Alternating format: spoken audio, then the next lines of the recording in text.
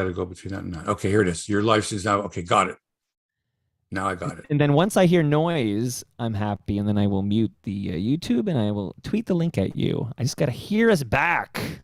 For sure. Okay, here it is. Your life. Yep, and there we are. Oh, we look good. Okay.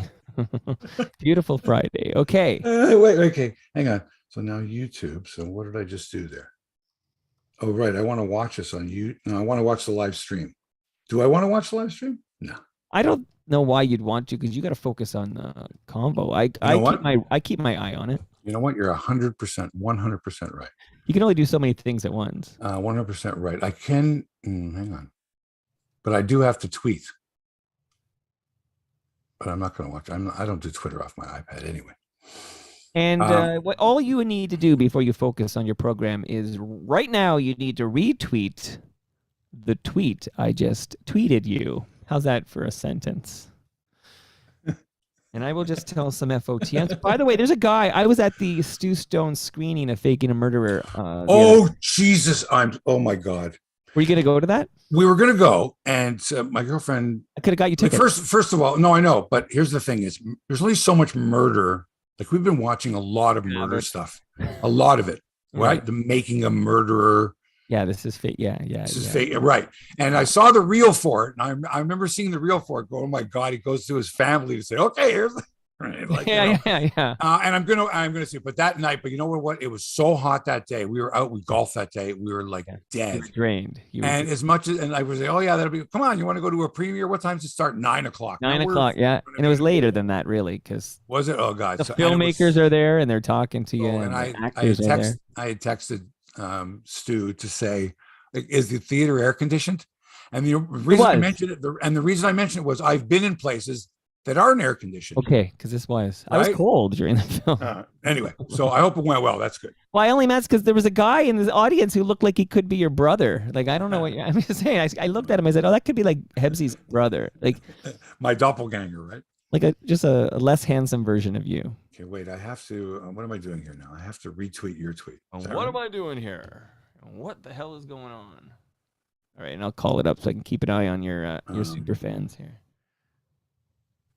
This is good, though. I'll tell the people. Jamie Campbell's our special guest, and it'll be great to catch up with him. It's good to see him on the broadcast. He's very good. He used to do play-by-play. Used to. You see, we all used to do something. Mike, what did you used to do? I used Were to you be a waiter? Somebody. What if someone referred to you? I was never a waiter. I was a grocery clerk. He used to be a grocery clerk. It's true. That's part of our past. Sometimes I don't know if I want to be reminded of.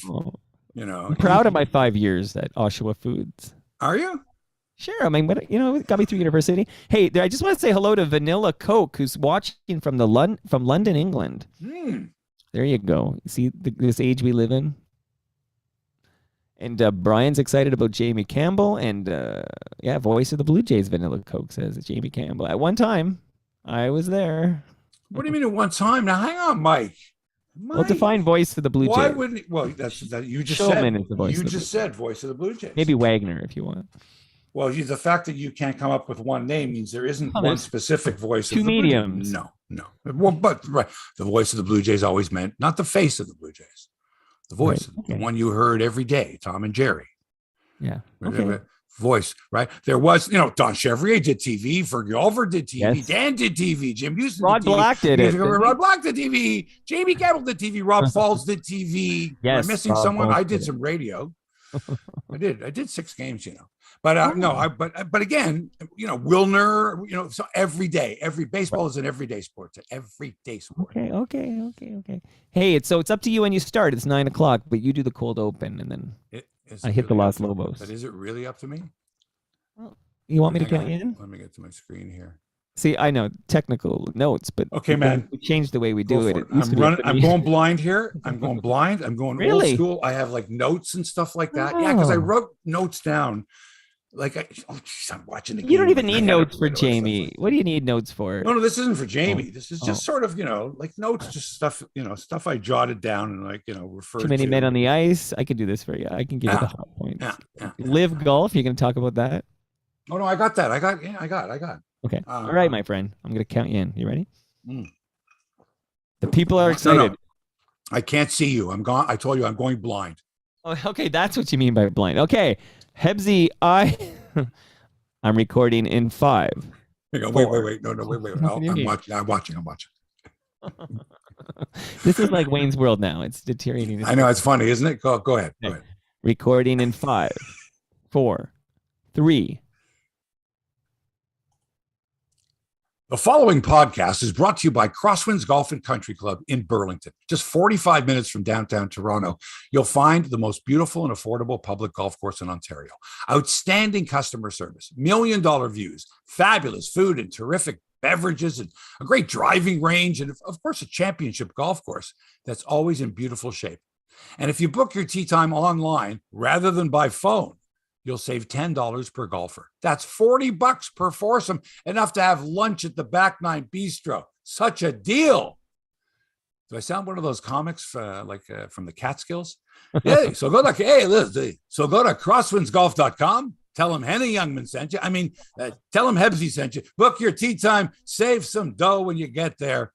Make sure you tell them that Hebsy sent you. I was there the other day. It was beautiful, and I shot an 82. Wow. Right. First time ever within 16 strokes of my age. How about that? Wow. That's amazing. So listen, go to crosswindsgolf.com. Tell them Hebsy sent you. Come on, Mike. Let's start the podcast.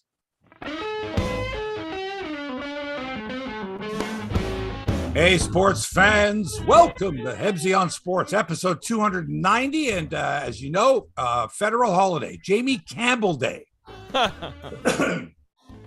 the podcast. That's right. He's on every day. The man is on except for today. No, except for yesterday. He had a day off yesterday. Probably saw a doubleheader. We'll talk to Jamie, the host of BlueJays Central, in about 30 minutes. And we'll get all kinds of good stuff from Jamie. We'll get inside stuff. I like that. Inside stuff. Also on the show today, Toronto street festivals are not what they used to be. And I'm not happy about it. I'm pissed.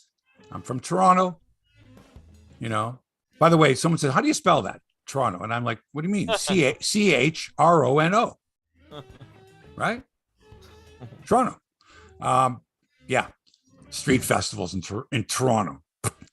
The NBA draft was really entertaining. I like watching it. I love the backstories. I love the kids with their families. I love the journeys they took to get there.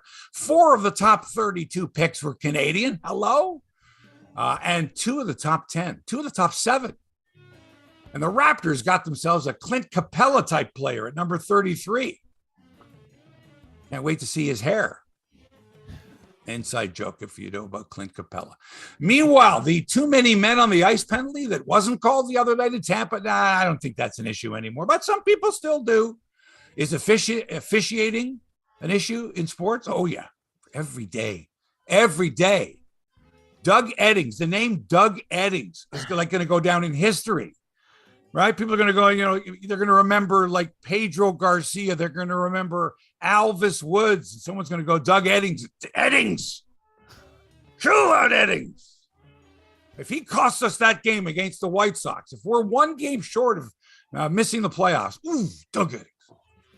Hey, did some members of the media disrespect Hart Trophy winner Auston Matthews by not even voting him in the top 5? Motherfuckers.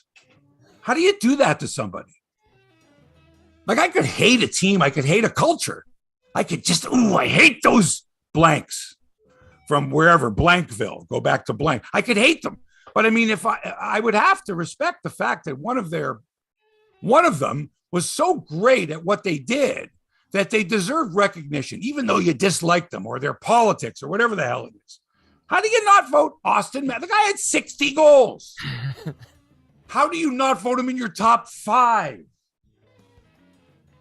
Thanks to the Professional Hockey Writers Association for being so transparent. Because when I see these ballots, I go, if I know who this guy looks like, I go to strangle this guy. Okay? Seriously, I leave a bag of birdie shit on his porch and I ring the doorbell. How do you do that? Look, I hated the Habs for years. I hated them because I love the Leafs, but never, ever did I, in my wildest dreams, of going, Guy Lafleur, not in my top 5. What are you, nuts? Stoop Nagels. Fuck, man, I'm pissed. Hey, let's say hi to Toronto Mike. Hebsy, man, you're on fire this morning, and I'm like aching to hear, what do you have against our Toronto street festivals? I've got to know what your Well, beef first is. of all, they just canceled the Taste of the Danforth, which it's a good street festival, but it got, you got their bike lanes, you got your Cafe TO, you got business people that have been suffering for years now with the pandemic, and you got the BIA, which is the local business improvement association, which is, a group of business owners in that area of Greektown that used to be run by Saul Corman, the great Saul Corman, the late great Saul Corman. He was the man. Saul would be rolling over in his grave. He would be. Right. Okay, but that's a cancel. That's a whole, who knows what happened there. But that's this past weekend, okay? And where do I live? Where do I live in the city? Little Italy. Little Italy, right? Do I live in Little Italy? Mark, come over here. Mark, let me ask you a question. You live at the Cafe Diplomatico. Right. And by the way, I have to get out of here soon because you know who's coming to the Cafe Dip today, to Little Italy, is Insigne, this new guy for TFC. Lorenzo Insigne. Exciting. Yeah, I'm getting out of here. You think I want to be here? Do you think I want to be in the middle of Little Italy when Insigne shows up? All the TFC fans, every Italian and their grandmother, the people next door. Are you kidding? Nonos and Nonas. The great Insigne is going to play for Toronto. Wow. Yeah. So anyway, so last weekend was the Taste of Little Italy. First time in a couple of years, like everything else. But it's not the Taste of Little Italy. Huh. It's not anymore. It's not. I mean, it's nice that you call it that, right? Johnny Lombardi's gone, and it's a taste of Toronto. Really, what should be called? Okay, one little Italian trio on the corner of Grayson College, but really, it should be a taste of Latin America, a taste of Latino, a taste of Caribbean, a taste Portuguese too. There's a lot of Portuguese people. Yeah, a taste of Portuguese, a taste of Middle Eastern, you name it. A taste of Vietnamese. Taste of Thai. Trust me when I tell you, every type, a taste of pubs, taste of England. Right. Every type of restaurant. You're selling your stuff on the streets, right? You got your food, you got it out on the streets. Streets are clogged, right? At one end towards Shaw Street, there's like a little, I wouldn't even call it a midway. Sure. Little, nothing. It's little games and shit. And then the rest of it is just a bunch of people walking back and forth. Okay? Is there music? I'm serious, walking back and forth. Yeah. Here's the deal with the music, okay? You're on one corner, man, and there's some really good reggae. Like, it's really pulsating. It's good, right? People are gathering and swaying, and then you walk, 200 feet, and it's like polka music. Okay. Right. And then you walk another 200 feet and it's like Lali Manche Alcatillo. It's the Italians, but the crying Italian music, right? The sad Italian music. This doesn't sound so bad, Hebsy. It sounds like a good time. But it's not a taste of Little Italy. Okay, you can't call it that. It's not, okay. You know what I mean? What do you call it? Is it gentrified? Is that the word, Mike? I love it all. I love it all. I love the fact that I got food poisoning from the Indian restaurant. Okay. We got so sick, man. It's the other thing too. It's 1,000 degrees. Right. People got their food outside. Yeah. You got your food outside. How long has it been out here for? There's lineups, people, long lineups to spend $11 for like a pizza that's not that good. But okay. But the worst part. Yeah. Let me hear it. Let me hear it. Is there's a company called Trestella. Okay. Yeah, I've heard this company. Yeah. Trestella. They're called Arla Foods. I looked them up. They're a big corporation, and they got these volunteers, with white hats or whatever, handing out free samples. Now, Mike, in a street festival, if there's free shit, people are going to just go, right? Trust me. Right. Am I right? No, you're absolutely right. Yeah. Right. Absolutely. Did you and I not run? Were we not at a street festival? Was it Runnymede and Bloor there? Yeah, that was the Ukrainian festival. Right. Did they not have free like they had here, pierogies over here? And people were like, free. Absolutely. And then you want more? Come on over here. So while you're in line, here's a free. So this is what they do with Trestella. Trestella is a big corporation. They're big in cheese. Right. And here they are invading this nice little local street festival that goes from Bathurst Street to Shaw, which is like, Mike, on your bicycle, 30 seconds. Yes. It's literally 30. Okay, at full speed. You're at Bathurst, count to 30. You're at Shaw. Really? Right. It's nothing. And now you got this big corporation, Tristella, that's their people are lined up for their stuff, clogging this walking area. I'm pissed anyway. So just pissed by the whole thing. This corporation, it's a big cup. Get the fuck out of here. This is for the local. Come on, man. Get up. I hear you, but if I would may, you like to try our cheese? Sure. How much can I have? As much as you want. Hebsy, if I may be the devil's advocate, after 2 years of this, bullshit pandemic, here we are. You're outside with a whole bunch of Torontonians having a good time. Like, it must have been fun on some level to be not having a good time. No. Okay.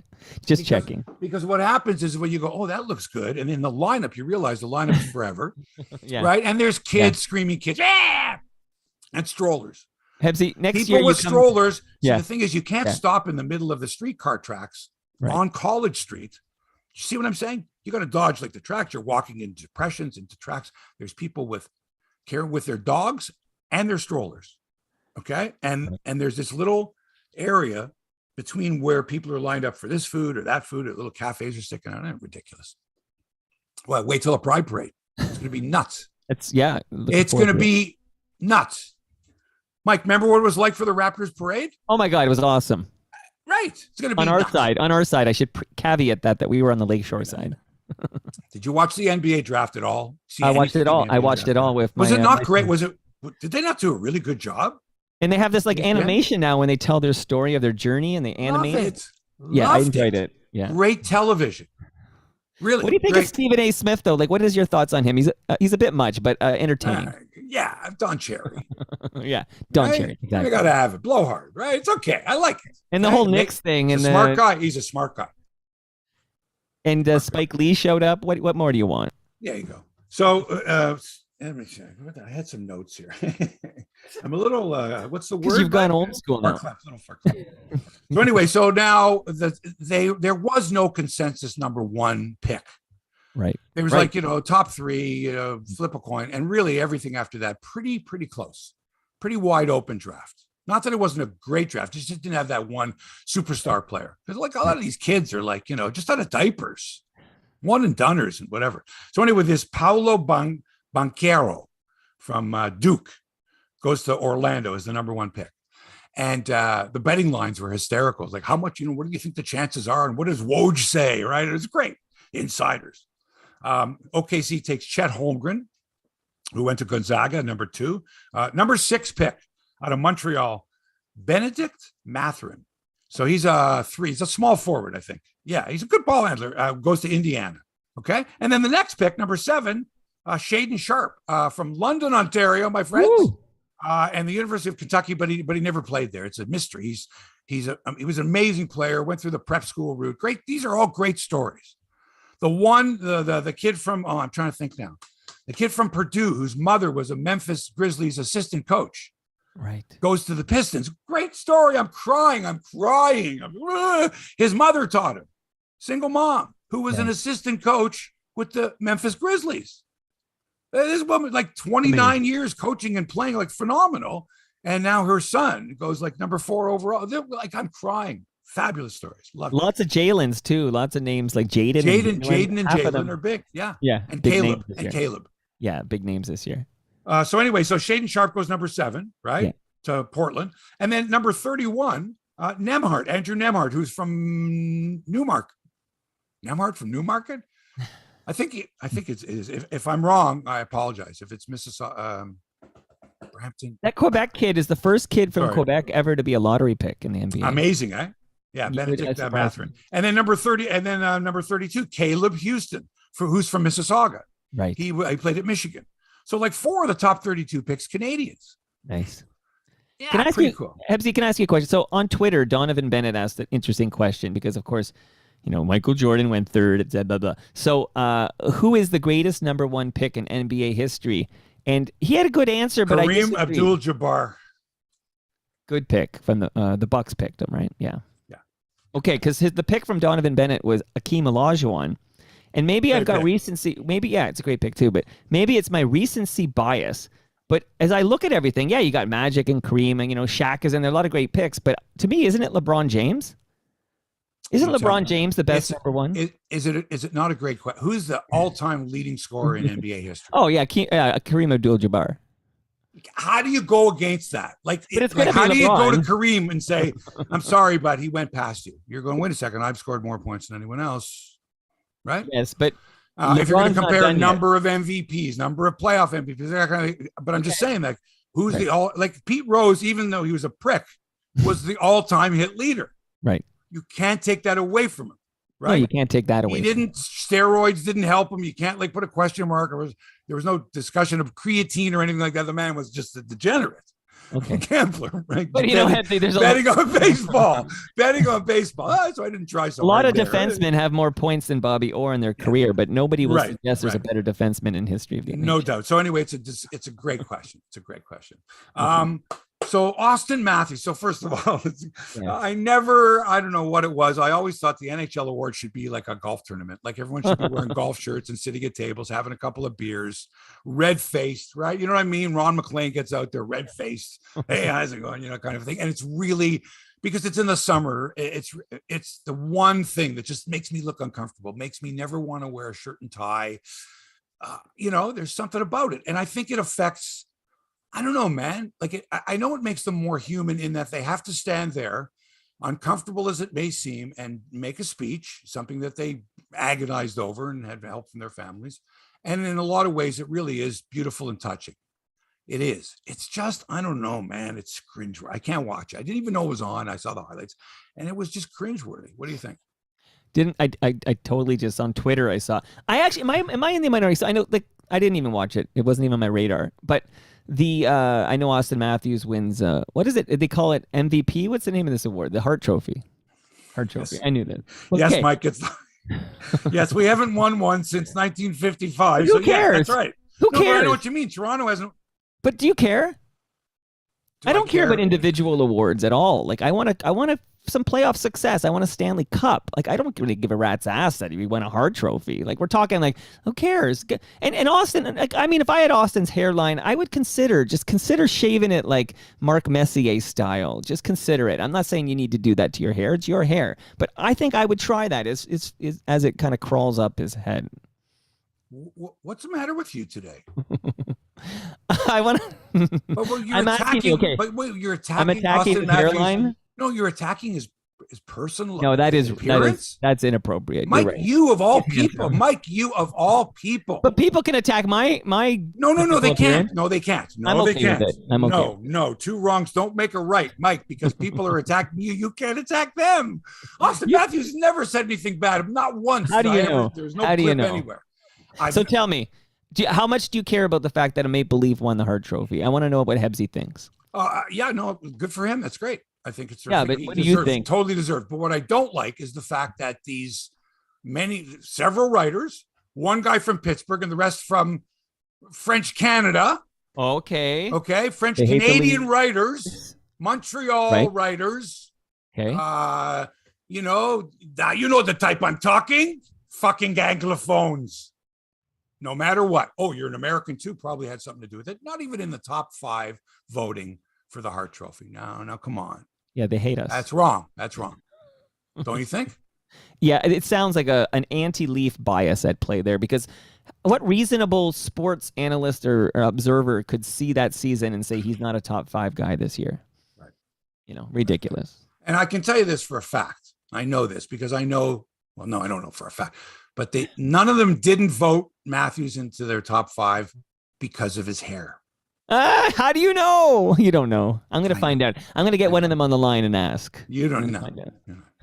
Anyway, so yeah, I just think that's bullshit, man. Come on, man. Not in your top 5. So I think that since it's transparent that the Professional Hockey Writers Association is transparent enough to, show the ballots. I think we should be able to look and go, that guy's no more. He can't vote anymore. Right? I think he can't. Come on, that's wrong. Not in the top 5. Wrong. Craig Button? No fucking more votes for Craig Button. The fuck is that? Button? Okay? I respect Craig Button, but not that's got to be a bias there, Button. That's a hair thing? No. Button's got good hair. This isn't about hair. Anyway. No, I like a good shaven head. I'm jealous of the guys who have a good shaven head. Okay, what else did I... Okay, here's what if I'm king for a day before Jamie gets here, I need your take on this Kadri goal because too many men on the ice. How do they miss it? Let's talk about this. Good goal. Good. Happens all the time. Players had nothing to do with it. If you're going off the ice, yeah, right. If I'm going off the ice and I'm still 15 feet from the bench when the other guy gets the puck in the zone, right? And it's behind and the play's gone and all that. Are you really going to make that call on me when your two defensemen were still coming off while the other two defensemen came on? That's anyway. I think John Cooper the next day kind of went, oh, okay, I'm not going to make that big of a deal out of it. But when I first saw it, it looked like it was cool. Should have been disallowed.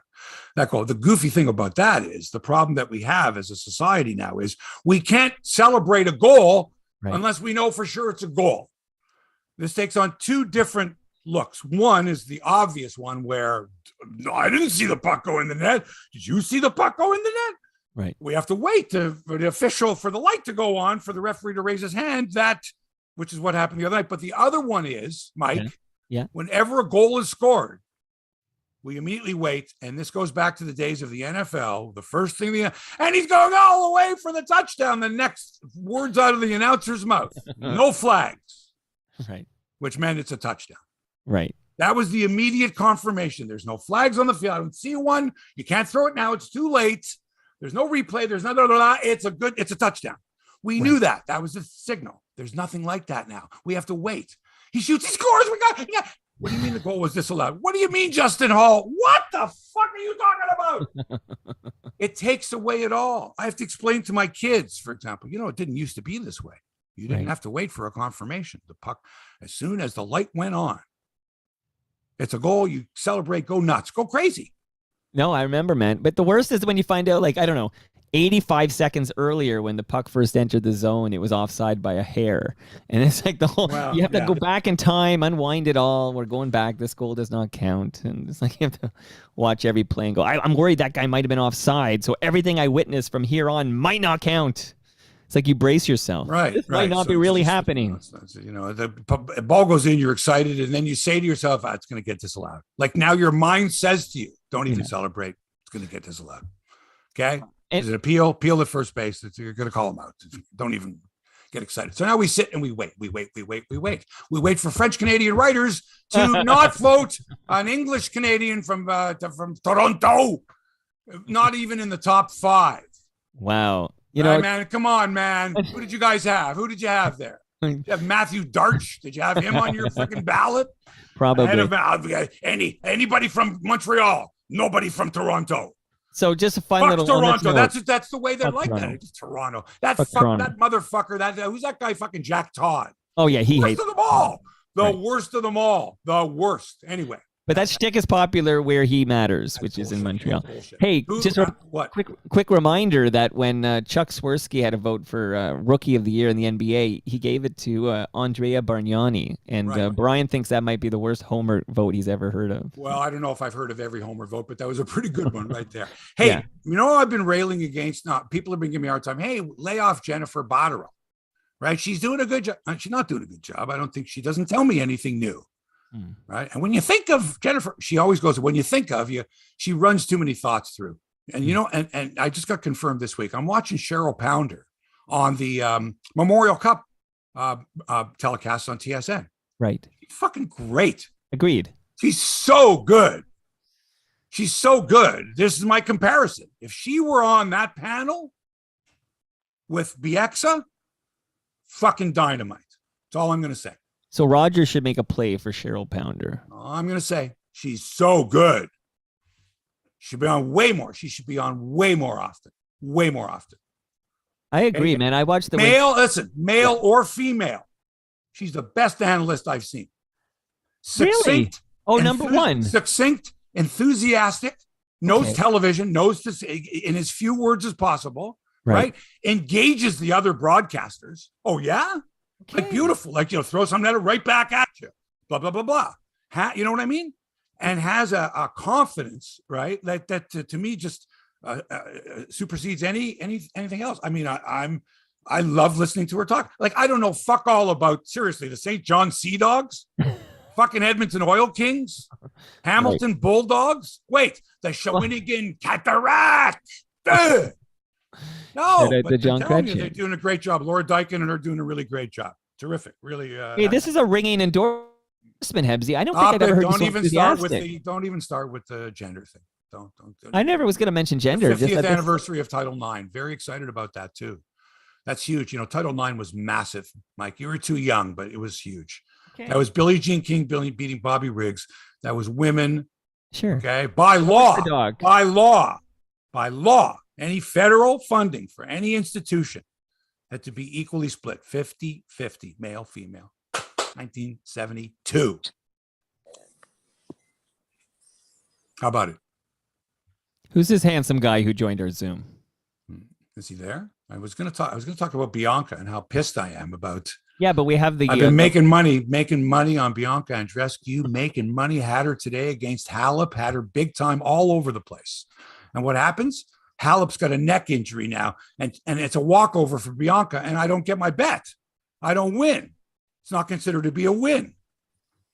Well, that's terrible news, Hebsy. That's horrible. What do you mean? Is that terrible? I don't know how much money. How much money did you lose on this one? Win? How much money did you lose on this one? We're talking. It's not that I lost it, Mike. You misunderstand, Mike. I had her. She was going to beat Halep, right, at big odds, and I had them all over the place, right. And now she wins in a walkover. It doesn't count. Okay. Counts as a win for her, right? It doesn't count as a win for me. I didn't know that. I didn't know that wouldn't count. Yeah. Hey, that sucks. Now, for example, I'll give you an example. Suppose Halep had played one game and then withdrew. Mm-hmm. Right? I win my bet. Okay, that's how it works. Okay, you got to. I win my bet because she participated. Gotcha. Right? Gotcha. So why the heck? I mean, I knew her neck. Okay, huge. So I'm upset about that because I had the money spent. The money was spent. I knew that Bianca was going to beat her, but I don't get it that way. Joining us now, the host of Blue Jays Central on Sportsnet, longtime sports anchor reporter who I first met back, I think in the 80s. He was a runner for Hockey Night in Canada. Is that true, Jamie Campbell? That's when we met. Can you hear me okay, by the way? Yeah. Oh, good. Because I lost my earbuds and I feel kind of naked without them. That's when we met. I was doing Saturday nights and Wednesday nights with Dave Hodge when he was hosting on Global. And my responsibilities included going down and grabbing whoever the first intermission guest was and throwing a towel around their neck. And bringing them into that tiny little studio right across from the Maple Leafs dressing room. That was my studio, yeah. Our studio. Yes. And going, and fetching coffee and popcorn and whatever the esteemed hosts required at that time. And then sometimes going into the Maple Leafs weight room, which was right beside the studio, and keeping John Cordick company because he was never in the lineup. So he'd go and lift the game. That's right. Oh, man. So let me think about this. So it would have been you, Kathy Broderick, Kevin Eustace, Mark Brown. I mean, have I got this right? Yes, some names, yes. Maria, Ron Harrison Jr. Ron Jr., of course. Oh, hang on a second. Wait. That's right. Maria, who's now, I mean, like a lot of these people, Mark Askin, of course. I mean, a lot of these people are still doing great television production. Yeah. I was a high school student who had a suit, and I took a GO train into some offices to meet with Steve Lansky and Mark Askin, and was nervous as could be. And they told me they didn't hire high school students. So I went back almost a year to the day wearing the same suit in first year at Ryerson, and they hired me. Nice. So enterprising, pays sometimes. And then the next time I saw you, we were in Edmonton. Global was doing the Leafs and Oilers, and I'm up at the top at Northlands Arena, and I'm going, wait a second, I know this guy. Yeah, I don't know how many years it had been, and so you were the local CBC sportscaster in Edmonton. Yes, which was a gift because nobody watched the CBC in Edmonton. and at least not when I was there. Right, there were other stations that were far more highly rated, including a station called ITV which had a show very similar to your Sports Line, hosted by Darren Tatishan and Perry Solkowski, and it was unbeatably the best in the business out there. That was a good show. That was a good show. And here I was with my store-bought suits doing Saturday nights on CBC, and not a person was watching, but it was brilliant because it's where you make all your mistakes, right? It's where you learn the craft. Yeah. So was the, by the way, you seem to be in good spirits and full of piss and vinegar, Jamie Campbell. So I'm going to assume that you're feeling better. Well, I should be. I've been following your concert trail, right? I mean, nothing like seeing Styx at Pine Knob to make you feel better. No, you know, I must say, I had a very good friend of mine, Tyler Stewart, who's the drummer for the Bare Naked Ladies, came to visit me at the Rogers Center, I want to say a month ago, and he said something very profound. He said, do you remember all those years ago when people were taking part in fundraisers for the Canadian Cancer Society, and you know, and you'd form a team and you'd go out and you'd go door to door looking for donations, and whether it was, you know, a very specific type of cancer you were fundraising for, or just cancer in general. He said, you remember all of those runs for cancer and rallies for cancer and swims for cancer? I said, yes, I do. And he says, all of that money that was made back then is paying off right now and saving your life right now. And I thought about it and I said, he's right. Because I was part of that drive to raise money almost blindly. And so every day I wake up and do a very simple treatment, which requires ingesting 3 pills. And these 3 pills, my friend, are keeping me, not only keeping me alive, but I feel absolutely normal. And I said to somebody the other day, I have gotten to the point where I forget that I have leukemia, and I am reminded of it constantly, if that makes sense, because of the kindness and beauty of the hearts of the people that watch Blue Jays baseball, who will either come up to me at the Rogers Center or send me a tweet saying, how are you doing? And when they do that, it's the first time that I'm reminded that I actually have it, because the treatment is so good. Man, you paid it forward years ago. You paid it forward even before that, even before you were consciously raising for certain things. You paid it forward. You deserve it. And so did everybody else that's listening. We all paid it forward, and now we're all benefiting. At least those of us who are stricken with something are benefiting. Beautiful. Now, I got to tell you this. My mom is going to be 90 tomorrow. Oh, man. Hang on a second. Oh, you got to be able to see this. Did you get her something? Hang on a second. Relax. Can you guys see this picture here? Yes. Okay. So that's my mom there. Wow. Right. Now, I'm telling you, that's a special order. They didn't have Blue Jays concessions where you could scoop the that kind of a jersey back in those. That's my dad next to her. And that's and that's Marvin. But anyway, That's like my parents, since day one, 1977, were season ticket holders, huge Blue Jay fans.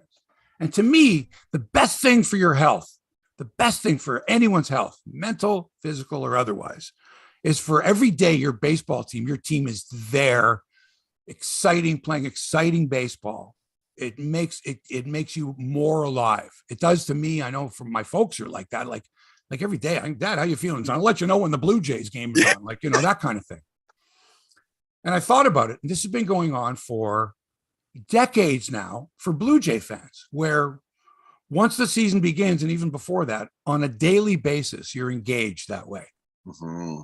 And this year, especially after what's been going on, has been like this amazing. Like, Jay, I don't know about you, Jay, I'll wake up in the middle of the night going, what the hell happened with Guillermo Martinez? I got to know more. Can you shed any light into what happened there? Like, why did Montoyo not go out? Who made the suggestion? What was that all about? You know, I haven't been able to dig deeply enough into it because I wasn't in Chicago. Right. Madani was there though, right? Madani was there. My take is that Guillermo, who never seems to show any kind of emotion the way so many of the people in that dugout do, was as incensed as everybody else with Eddings. I don't want to call it a strike zone. It was far from a strike zone. It was, you know, strikes being called on baseballs that were well outside. But I just think they predetermined that this was going to happen, and Charlie gave him license to go out there, which I've never seen before. I've never seen Guillermo Martinez. Come on, but Jamie, come on. Let's come up with a scenario. How did it happen? Come on. Guillermo went to Charlie and said, Charlie, I got to go out there. I got to say something. Or did Charlie say, Guillermo, if I go out there, I might get tossed? And Guillermo went, oh, Skip, please let me. Or Guillermo said, listen, I know you want to say something.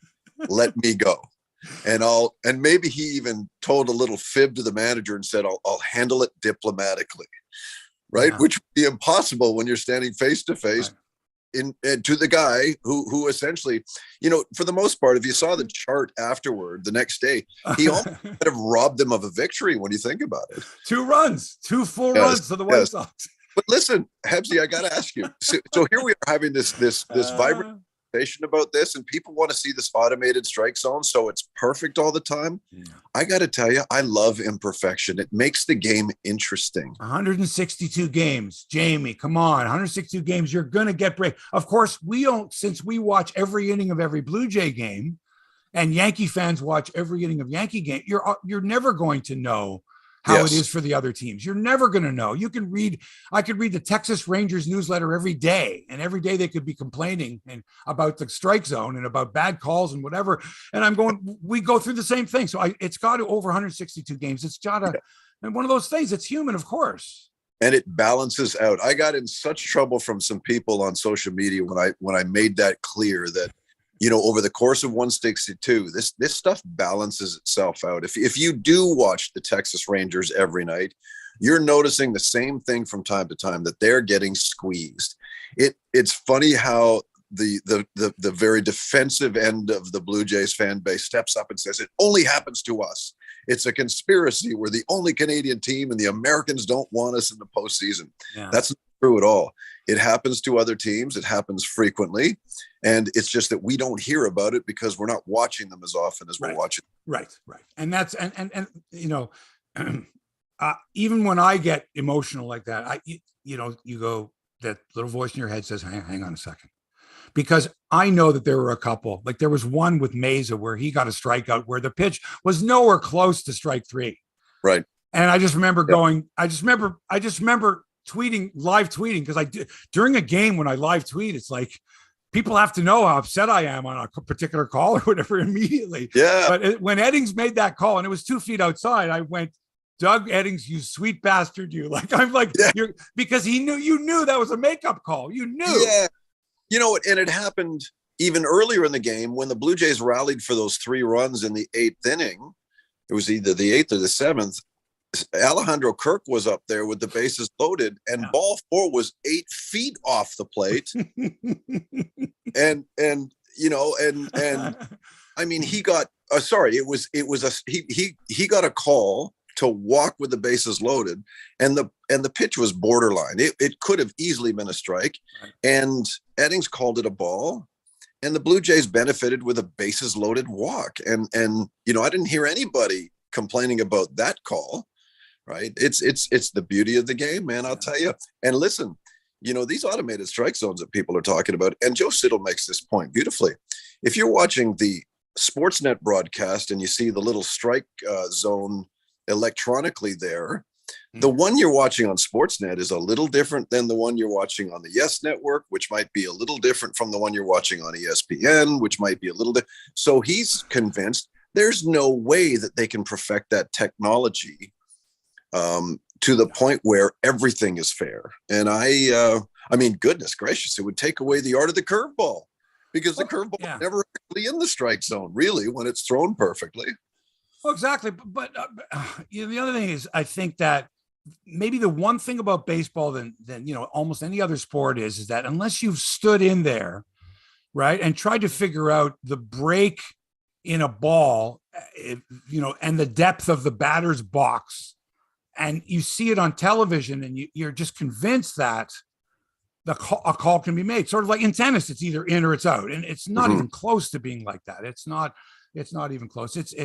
We have to keep the human element. But now I think that that wasn't called strike 3. Don Larson, that perfect game. No. I don't know about that strike three on Dale Mitchell. And Mitchell has been, he talked about it till the day he died. And that wasn't his, so what's happened is we've created a culture now where we can go back and, legitimately go, I don't know, man, I don't miss that call. And that wasn't correct. And there was no perfection. There never will be perfection. No, I don't think Bill Singer threw a strike on.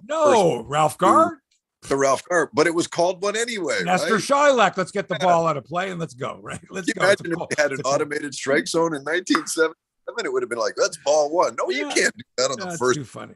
Day's history. Or they had, what do they call? What was the first, the original technology for tennis? What was that called? What was that thing called? The lob, something. Oh, what was it called? It was a technology, remember? Beep! And people were like, what the heck is that? It was alarming. Yeah, that was crazy. Hey, I made the comparison, man, a long time ago now. Mike knows this. I said that Kirk's going to win a batting title one day. But my dad says, Kirk reminds me of a right-handed hitting Yogi Berra. And I'm like, holy shit. And I'm looking up Yogi Berra. He always walked more than he never struck out. Right. Never notorious bad ball hitter, they say, but had a great eye though. But could hit that pitch the other way or whatever. Built kind of like Kirk back in the day. They made fun of his build, that kind of thing. 3-time MVP, and really forget about Mantle and DiMaggio. He kind of, he was in the two, but he was the leader of that team for 15 years, man. They won 10 championships. He was great. And I'm looking going, Kirk, this guy could be, if he stays healthy, of course, could be, I don't know, like a Thurman Munson, like a Yogi Berra. I don't know. I'll tell you a wonderful story about Alejandro Kirk. And by the way, I love that your dad has memory of Yogi Berra as a player. I do love that. Yeah.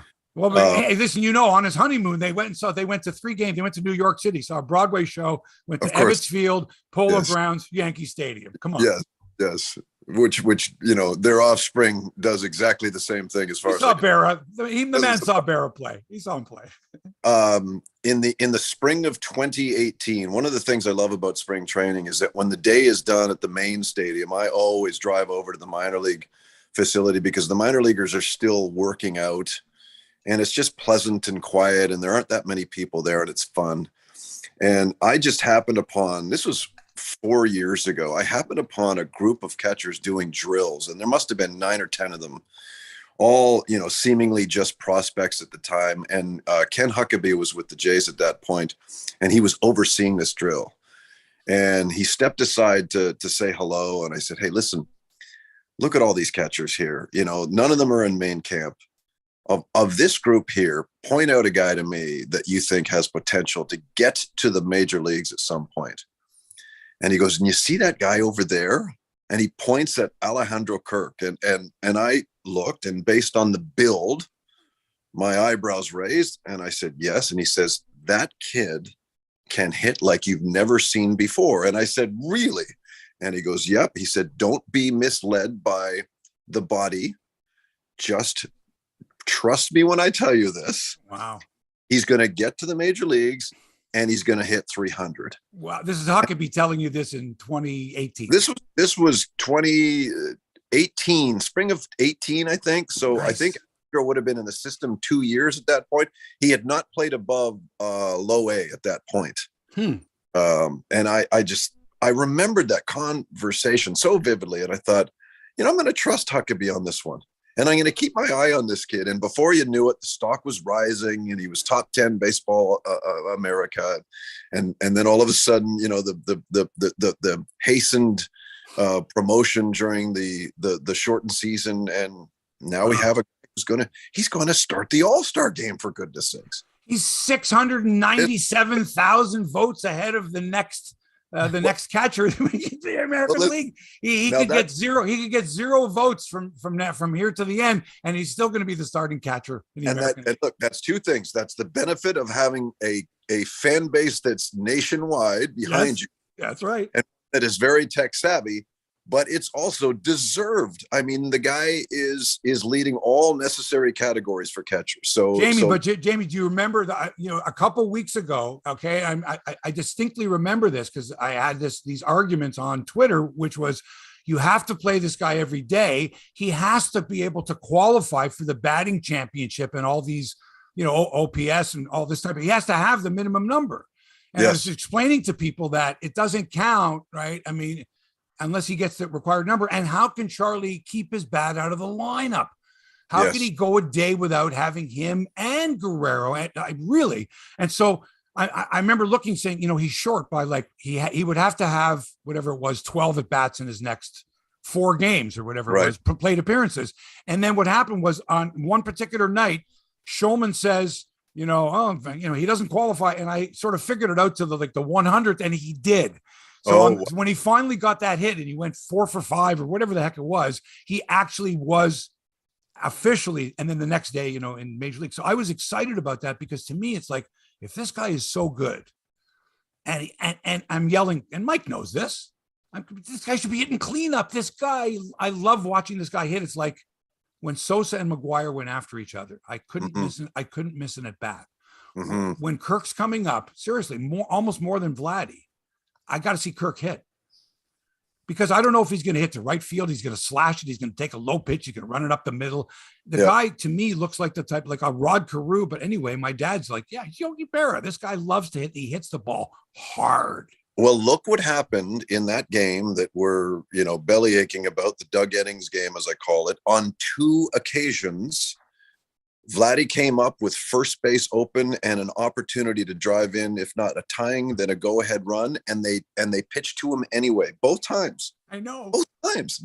With first base open. That's respect for Alejandro Kirk right there. Right. So immediately when I see this, I'm like, this guy could be an MVP player.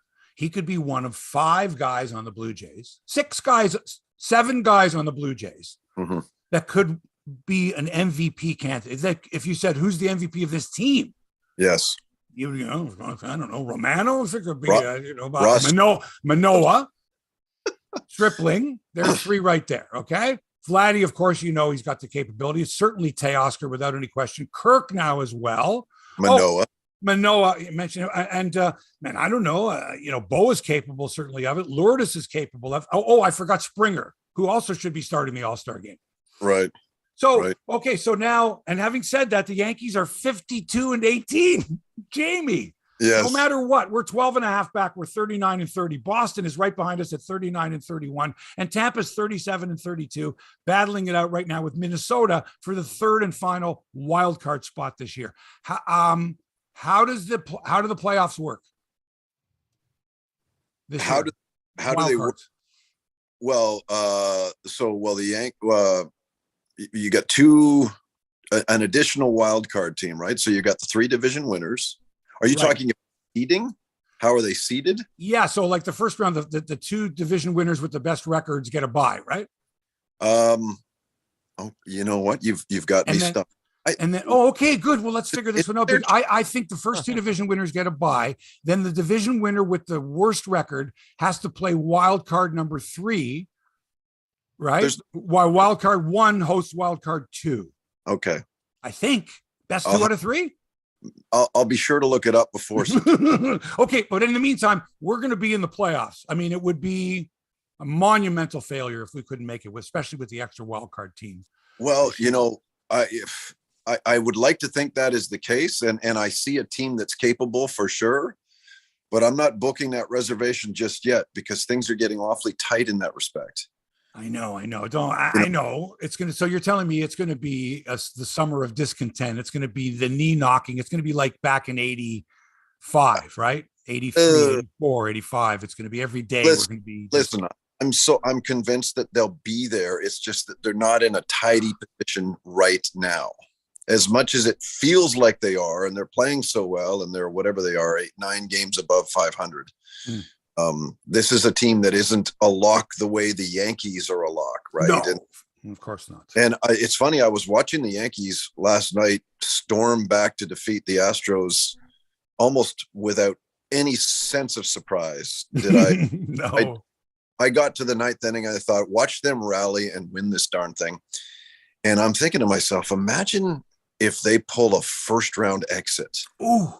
Right. I mean, God bless the people who love that team and follow that team. And I was at a game a couple of weeks ago, and the fervor there is unparalleled. But if it gets to October and suddenly Garrett Cole's arm doesn't feel quite as good as it did at midseason, and something's about Nestor Cortez has sort of regressed, right? And Aaron Judge may be dealing with a high ankle sprain or whatever it might be. Oh, no. That's no right. And this team, what the heck's on the Yankees? like that. I much prefer where you barely squeak in and then you go on a run, right? As opposed to we're going to dominate the season and then say goodbye after round number one. I would not want to be in New York if that were to happen. Wow, man. Wow. That's heavy. That's heavy stuff. You got to play the games. It's true. But I mean, if you're the Yankees, how could you not be looking right now? How could you not be saying, man, we could be one of the great teams of all time? And how could you not be thinking ahead if you're that good? Go for it. It pays off in golf if you got a 10 stroke lead with 9 holes to play. But in baseball, it doesn't work that way. Right. You can wax everybody over the course of the regular season, but it doesn't mean anything when you get to round one. I know. Shohei Ohtani is plus 400 to win American League MVP. I've never seen or heard of, nor has any baseball historian been able to come up with 2 greater games back to back than driving in 8 runs. Yes. So 8 runs with 2 home runs. And then the next night, striking out 13. You know what I loved about that first one when he drove in 8 is that he's the first guy ever to have at least 8 runs driven in a single game, in a game in which his team never led. That boggles my mind. How can you drive in 8 runs and your team never led that game? But my God. So they weren't clutch. They weren't clutch. That's the other thing is that, so they weren't clutch runs. When you hear look, the obvious would be the guy drove in 8 runs, including the winning run in the 11th or whatever. But instead it's like he drove in 8 runs, but the team got beat. Like it's really sad about the Angels. It's sad that players like Ohtani and Mike Trout, I guess, just, for all they tried to do, it's so sad. It reminds me of when Steve Carlton won I think he might've won the MVP and the Cy Young, 27-10. With a team that won 54 games all season. After games, 1972. Yes, that's. I mean, that to me is remarkable. That might be the most remarkable single achievement in a team sport. Is him going 27-10? What must his whole team won 54 games? That's remarkable. If you think the Blue Jays can be frustrating, imagine having the 2 best players in the game straight up, and not being able to figure out how to win a playoff game while Mike Trout's under your employ. I would not want to be part of that front office, knowing that is probably going to be the case again this year. It's so sad. I know some Angels fans, and they are tortured souls and have been for many, many decades. The Donnie Moore and the 86. Mm-hmm. There are like a lot of real bad memories, right? Of a team, of money spent and huge crowd. Boy, every time I was ever at the Big A, the place was packed always. Yes. Well, because it's a beautiful venue, one, and it's surrounded by, moneyed people. I mean, that part of California is glorious and wonderful, and the fan base is very, very dedicated, given that they have had their issues. Mind you, they did win a World Series in the color television era. So there is that to hang a hat on. Yeah. But who knows? We might see Mike Trout play his entire career with one team and never win a playoff game. It is possible. It is possible. Ernie Banks and all just tons of them. Toronto Mike, he's been listening to this, and I have to invite him in, of course, because a lot of my research was done by listening to the Toronto Mike. What episode was it with you and Jamie? Oh, I can't remember, but it was fantastic. Jamie, it was just before the pandemic too. We got it in like February 2020. Yeah. It was amazing. Mike, you cleaned up the basement a bit, I see. Done some work since you were last here. Hey, you mentioned Tyler Stewart, and there's a great Bare Naked Ladies song called Pinch Me. And I'm thinking, here on a Friday morning, pinch me. Is there anything better than me getting on a Zoom and listening to Mark Hebsy talk to Jamie Campbell about baseball? This has been amazing. Nice. Well, It's never not an enthusiastic and emotional conversation. I mean, you can have a good emotional, enthusiastic conversation with Hebsy about pretty well anything. That's true. Tennis? Especially music. Tennis? Oh yeah, the music. Oh yeah, Jamie. Man, listen to this. Thanks for the tip about the Canada Air or whatever, the app and all that. Oh my God. We avoided, like, probably me and Greg Brady probably avoided, I don't know, a good half hour for sure at the border there. Yeah, just zip through. It was Tears for Fears, right? That you saw? Yeah, we saw Tears. Yeah. But what happened was, listen to this. What happened was we went across the border. We played golf with Ken Daniels. All right. Yeah. So Ken Daniels, so the course we played at, the pro there, the head pro is Scotty Bowman's grandson, but not the Scotty Bowman. Oh. The Scotty Bowman who scored, the first guy to score on a penalty shot, ended up playing for the Red Wings. Not the Scotty Bowman, but wow, darn good player, Scotty Bowman, and ended up staying in the Detroit area. And anyway, his grandson, is the guy there. So we go there, me, Ken Daniels, and Greg play. It was a wonderful round of golf. Had a great time. Went out for a bite. Next day, it's 101 degrees. We go to Comerica, Tigers and White Sox. 22 hits for the White Sox. Right, I saw that. A 7-5 fielder's choice. Okay, that's how bad the base running was for the Tigers, because they ran themselves into a 7-5 fielder's choice. Just horrible, absolutely horrible. Okay, the runner at second, the runner at second maybe was 15 feet off the base with the ball in the air, not halfway. Right. And then when the ball fell, he ran like hell to third. He was out by a mile. So it was just awful. It was a terrible. What a game. And then that night, and then we freshened up, and then that night we went to Tears for Fears, where it was about 115 degrees in the pit. Because as you know, when you're down in there, if there's no wind and the body's swaying back and forth, and it was hot, but it's like a sauna. And there's nobody under the age of 45, right? Because it's Tears for Fears. That's right. Well, no, you know what? I could not believe how many people there were. Retros. I don't know if they were there with their parents or whatever, but there were a lot of young people that just dug the music, man. They had heard the music. And you know what? My kids are 30 and 26. They dig Tears for Fears. It's good music. I was joking because a week earlier I was at the same venue for Loverboy, REO Speedwagon, and Styx. There was nobody there under the age of 45, and it was so darn cold we were wearing sweaters. So it's amazing how quickly things can change. Absolutely. So you're feeling better. That's great. Your work schedule has you, you're on most often, I know that the sports writers that were following the team were not allowed to cover the team all season long. They had to have their vacation. How does your vacation work during the baseball season? A couple of years ago, I decided that my dedication to trying to complete 162 was not good for my health. And it's not to suggest that I ever have. I've never done a full season since I started working on Blue Jays baseball full time about 17 years ago. And what I did do in a renegotiation of my contract was go and ask for one guaranteed weekend series off per calendar month. So every month I look forward to one of the weekends being free, and that gives me an opportunity to plan trips or events with my kids. So, it's I just had an off day yesterday, and they're like, they're like currency. They're wonderful. I did nothing other than putzed around the house and went to see Top Gun with my youngest son. And how was that? Loved it. Oh my goodness. I gotta go. Oh, and I welled up at the end. I don't mind admitting that.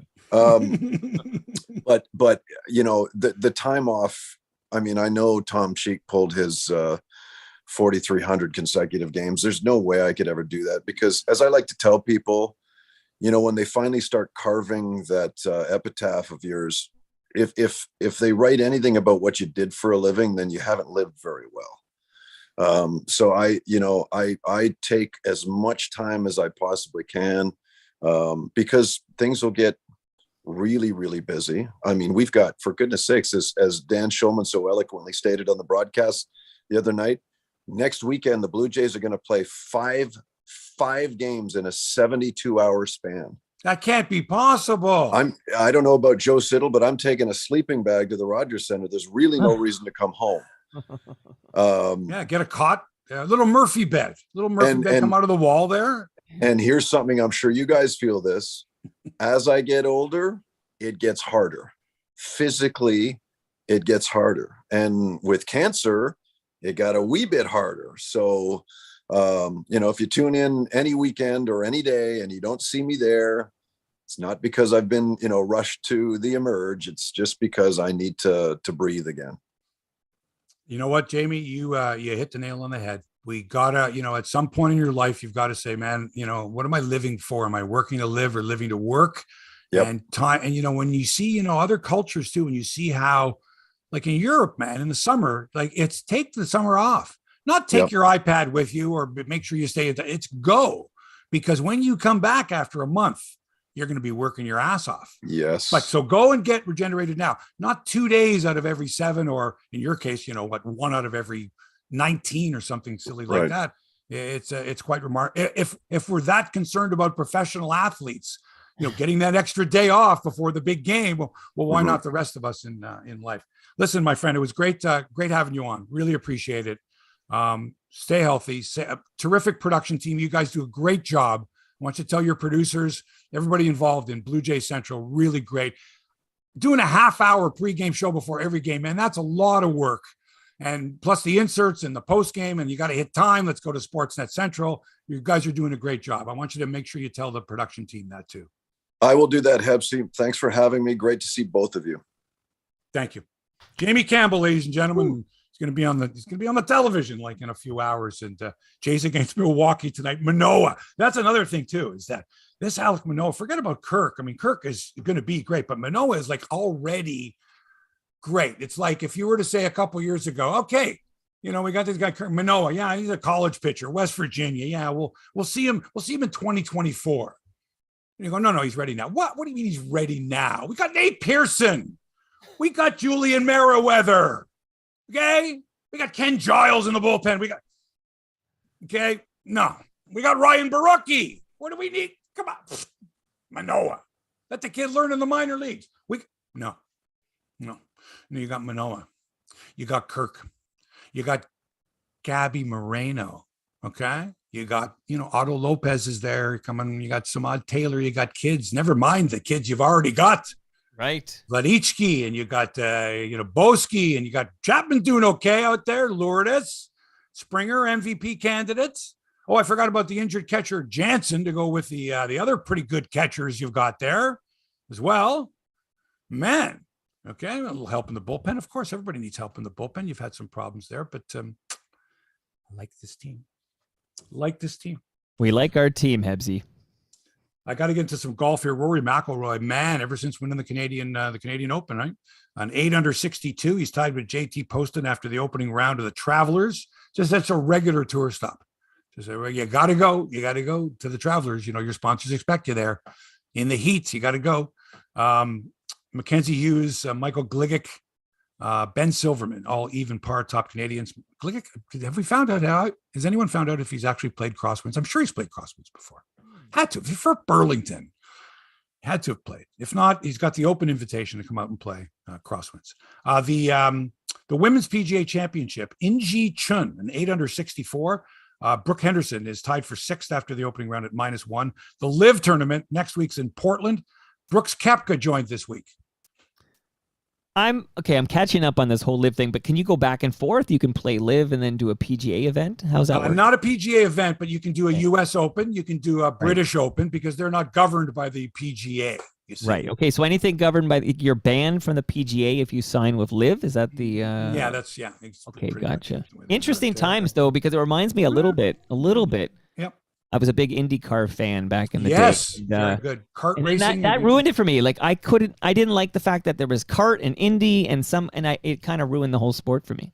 WWF and what was the other one? WCW. Was that the one? Did that split wrestling fans? Well, I was gone by then. I think it probably did a little bit, Yeah. of course, because Hogan went over there and Macho Man and a lot of the big names went over Right. there. Okay, gambling commercials. So I've been, I made fun of the guy that's with Cabby, and now people are coming down on me. I called him a sinister-looking fellow who's trying to grow a mustache. And you got mad at me for calling Auston Matthews talking. No, because it's Auston Matthews. I don't know this. This other fellow is an unknown. Both human beings. No, I never met. I don't know the person's name. I just said, and I didn't, and it could be any one of. Okay. Mike, you've seen the commercials. There's more than there's Cabby. We know Cabby. There's other fellows, white guys, whom I've never seen before. Could be any of those guys. Not specifically one of them, but think about it. Who is that fellow? Who's looked like he's trying to grow a mustache? Which one of them is it? But anyway, so there's one there now. You got the ones with Dan O'Toole where he's like, the sportscaster that's flubbing his lines. So he's making fun of himself, which is good, making fun of himself as a sportscaster. Okay. You're being replaced by another guy who says parlay. Let's make a parlay. Right. Come on. It's parlay, man. Come on, man. If I may quickly interject though, let's differentiate between ads and ads disguised as editorial comment. Like, this is my thing. So if you want to break for an ad and have Dan O'Toole do an ad for whatever he's affiliated with, then that's fine. That's a normal whatever. But it's the one with Cabby is disguised. I find it's disguised as Sportsnet. It's not an ad. Well, he's not doing anything. I loved Cabby when he was doing Cabby stuff. Instead, Cabby is just he's a traffic cop. He takes from Ron. We discussed this before, and he throws to revisiting the other guy or whatever. And when it's not him, it's two guys I don't know. I know one of them, Anthony Bruno, because he used to be on Global. Okay.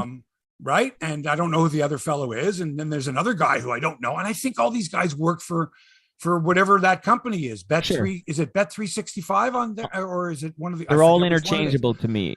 Okay. Anyway, it's not Bodog. I know that. No, and I'm still. I like Bodog because they pay you, right? So. But also, Bodog provides the odds that right. The sort of Bodog is sort of the, I don't know, like Kleenex. It's like, what are the Bodog odds? Right. I don't go. What are the bet? Whichever one. I don't know. River, I think, or something. That's the Dan O'Toole thing. Anyway, there's so many of them. So is it always going to be like this, Hebsy, or is this just no? It's not. No, it'll be like different marijuana companies. Eventually, they'll But they aren't allowed to advertise on TV. There's a tobacco law, like you don't get smokes or cannabis ads on TV. Yeah, but you can do gambling though, eh? Yeah, it's something it's all because that about. They threw cannabis in the cigarettes tobacco law, and then as you know, you can't even sponsor a golf tournament in this country if you're a DeMaurier or whatever. Or even we used to see the fireworks, right? Was it the DeMaurier Festival of Lights or whatever? It was the Benson and Hedges Festival of Lights. Benson and Hedges. And all of course, remember, all the F1 racing, all of it. Right, of course. All of it. Yeah. Players, championships, and the Formula. Yeah. That's where cannabis is. You can only sponsor a podcast. That's it. Did I miss something? Did I miss something today? What did I miss here? Got to that. No, got to that. No, got to. Well, geez, you know what? We got to everything. We really did. Dude, what a show! And Jamie Campbell, what a guest. Yeah, it was awesome. Ready for some Los Lobos? I wasn't sure if you were. Go for it. So that's officially it now. I guess that's it. Yeah, it is officially for episode 290 of Hebsy on Sports. I hope you enjoyed it. It was fun. Time flies. Thanks to Toronto Mike as always for production and inspiration. Hit him up at Toronto Mike. And listen to his outstanding podcasts. Let me say this. If you go to live.torontomike.com, I'm going to be there in 20 minutes talking to Liz Braun from the Toronto Sun, which should be fun. Liz Braun from the Toronto Sun. Yeah. Now that's a critic. She's been around a while, so it'll be fun to... Is she critiquing podcasts at all? Because I'd be interested to hear what she has to say about this one. I'll shout you out. I always shout out whenever. Thank you. Thanks to our special guest, Jamie Campbell, for joining us as well. And we're going to be seeing Jamie because it's the Jays in Milwaukee this weekend. Okay, Rowdy Tellez going up to Milwaukee. Great convo. Kudos to you. You two both love you're legit baseball freaks, and it's amazing to hear you talk baseball. I think he got me coffee once. I think I didn't ask for it. I think he brought me coffee once, and I went, "Oh." How did you take your coffee? Crisp. I took my coffee crisp. How did I take my coffee? Back then, I think back then black. I think I drank it black back. I don't remember. Jeez. Thanks to our sponsor, CrosswindsGolf.com. Shot an 82 there the other day. Wow. 16 years. If I can continue doing this for another 16 years, I'll shoot my age when I'm 82. Not going to happen. Crosswinds, great public golf in Burlington. And thanks to you for allowing us into your headspace. We know you have many, many choices. You can listen to many, many different podcasts. We're thankful that you've chosen us. We're back with another episode next week. Our guest will be TBA. And I'm working on some big names. Love TBA. Have not heard back. But, people are busy. Well, you're big fish hunting. Like you're going for the big marlins. Yeah. For the big ones. Tune in next week and find out if we got the guest we were fishing for. Until then, so long for now.